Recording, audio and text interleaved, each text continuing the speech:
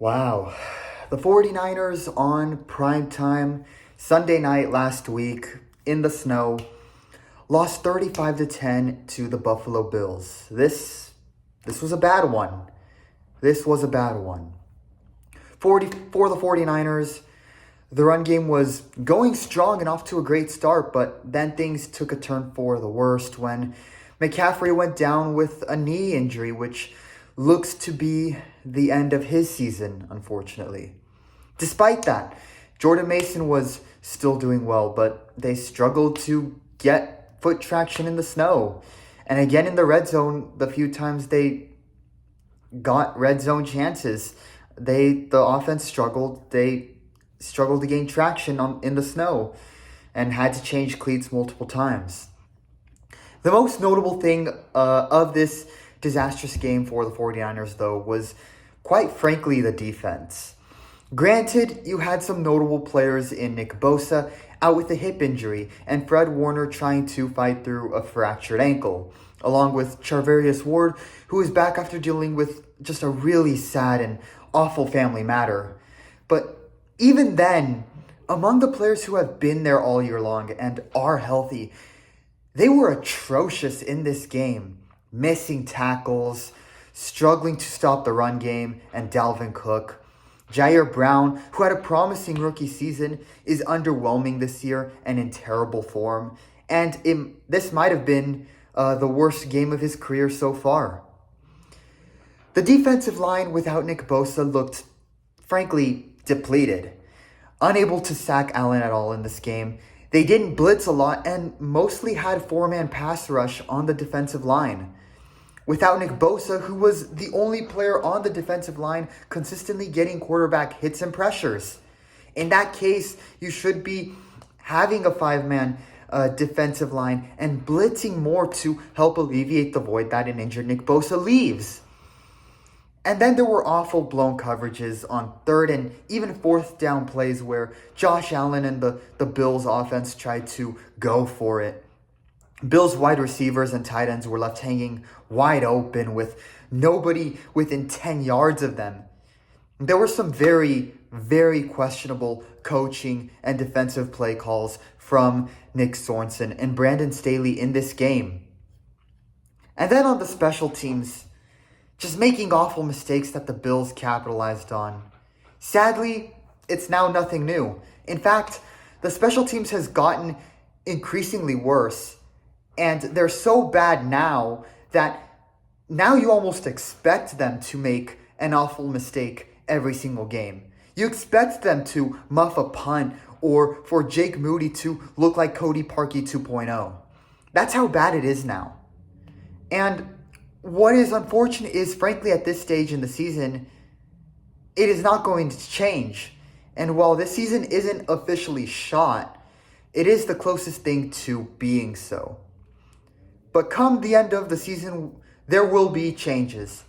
And I do think some people will be gone. So let's break this down, and oh boy, it is a doozy. The 49ers got thrashed 35 to 10 against a prime Buffalo Bills team in the snow on Sunday night.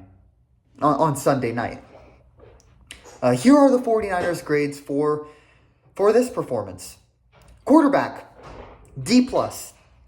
Purdy threw for only 94 yards and had a QB rating of only 74.8, which is abysmal for his standards, especially when compared to past performances.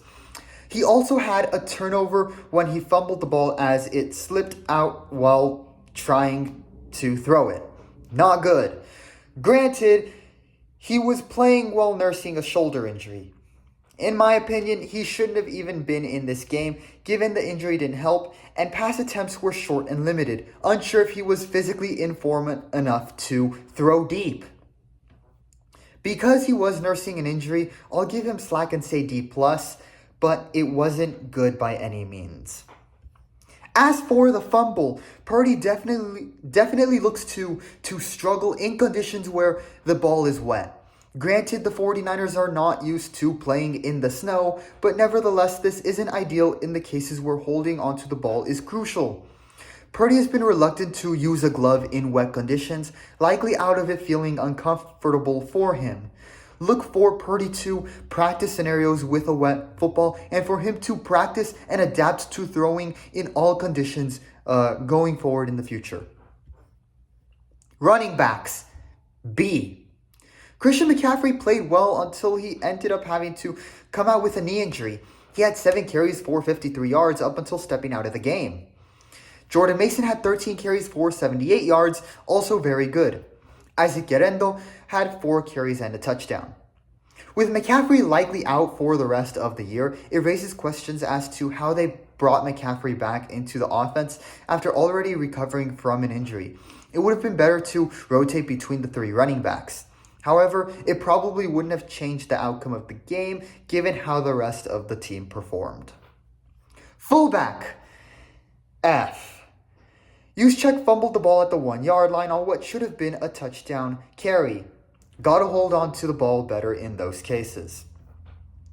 Wide receivers, D.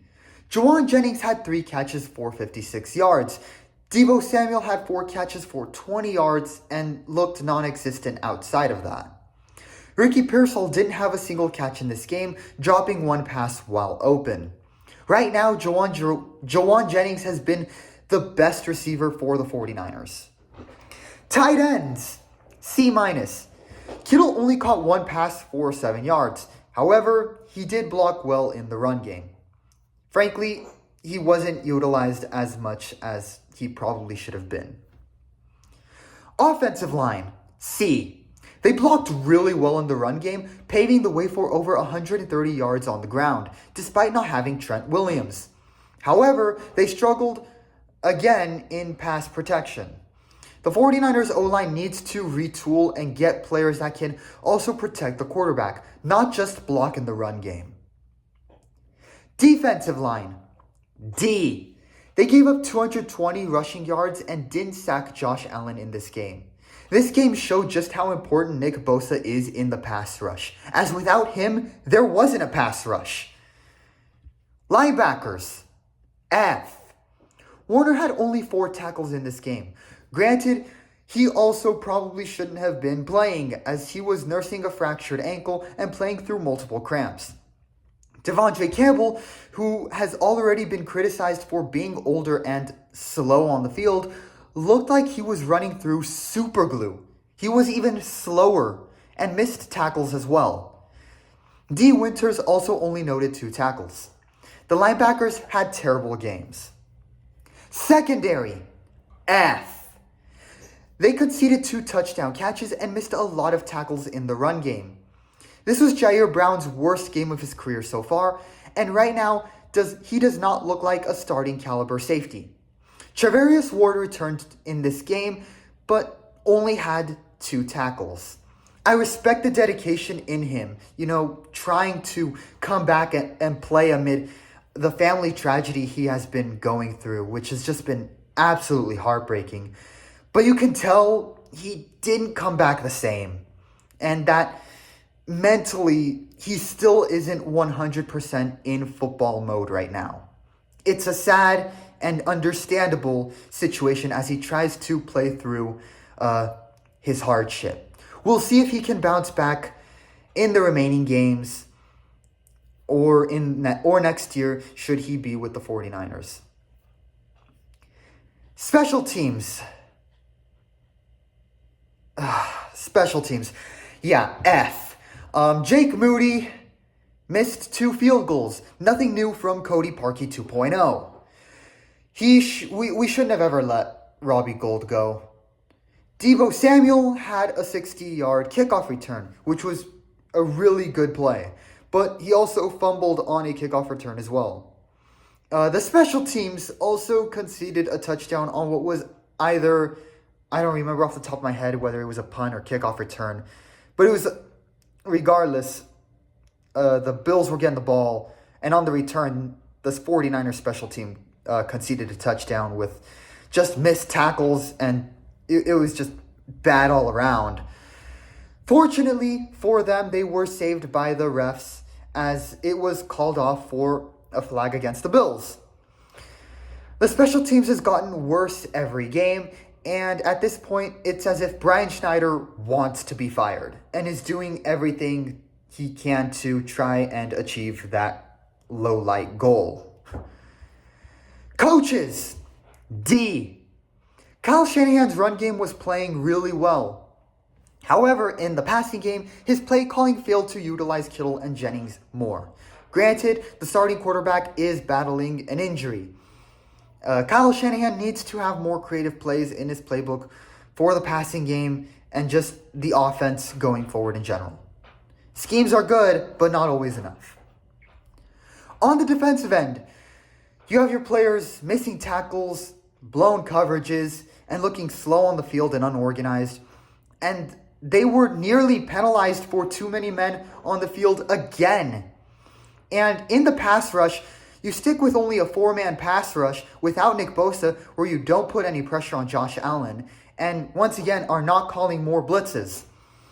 Josh Allen was practically having a tea party with his fiancée, Haley Steinfeld, on the field. I mean, that's how much time he had in the pocket. And with guys 10 yards open on blown coverages in the secondary, the oceans practically parted for Allen to ball out in this game. And give credit to Josh Allen, he's been looking like a superhero out there for the Bills. Brandon Staley shouldn't have been hired as an assistant defensive coach. And Nick Sorensen has been a bad in-house hire. I don't know what film they were watching in order to prepare for this game, but it must have been filmed from another game. They looked completely unprepared with no plan against the Bills' offense, like they have been all season. The defense under Sorensen and Staley has been bad to where they collapse and undo anything good the offense will do. Sorensen and Staley should be fired by the end of the season. I'll say the same thing for Schneider on special teams. As for Shanahan, well, I think it is fair to criticize him. I don't think they should fire him by any means this year. You could say that this year was a bad year for him. In my opinion, this was outside of 2020, where obviously the pandemic happened and the 49ers were playing in Arizona due to the fires. And then, of course, his first 2 years where they were rebuilding and looking for a quarterback. This year has genuinely been the first year under Shanahan's watch where you can say Shanahan has had a bad coaching year. And again, I think it's fair to criticize him and say that. However, for all these fans saying, fire this fraud, let him go choke somewhere else, I do disagree with that. I think meritocratically, he has earned the right to be given a chance to retool the team and see if he can bounce back next year. I don't think the 49ers need to completely tear down and reconstruct, but definitely look for them to retool and address the areas where they are weak right now, in the future, and next season. Again, it's frankly this season, Super Bowl hangover. The team looks physically and mentally just beat to hell and back.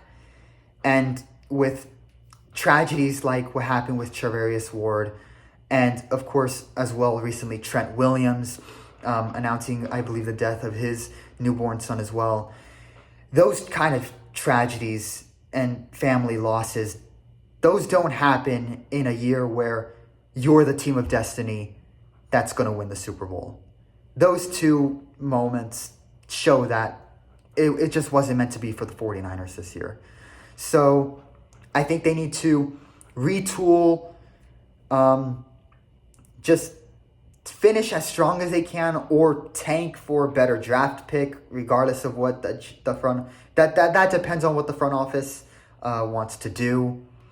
But I think they need to keep what's good and just retool around it and address their needs in terms of the offensive line, in terms of adding more depth in the defensive line, in the secondary, and as well as getting new coordinators on special teams and defense. I think those are what need to be the priorities for the 49ers going forward. Mathematically, the team is not out of playoff contention, but with them being 2 games behind first place in the NFC West, and obviously their losses to division rival opponents. The season isn't shot, but it's looking very close to that. If they do win out the rest of their games, I'd be very, very impressed. If they make the playoffs, it'd be very impressive as well. But it's very tough. And again, they have the 5th strongest remaining schedule of the season. So it's looking tough. Things aren't looking ideal for the 49ers right now. Their next game will be tomorrow against the Chicago Bears. They hope to get a win against a team who just recently fired their head coach and are still rebuilding completely around a new rookie quarterback. So we'll see what happens, who plays, who's healthy, who's injured. Hopefully, of course, the 49ers win. And, we'll see. We'll see what happens. But that is all for me in this video. Definitely leave your thoughts and opinions in the comments below. What needs to happen? What needs to change for the 49ers going forward? And do you think the 49ers will bounce back? Definitely leave just your general thoughts on the 49ers in the comments below. I would love to hear it. Stay tuned for more content as well. And yeah, enjoy the rest of your weekend and go Niners.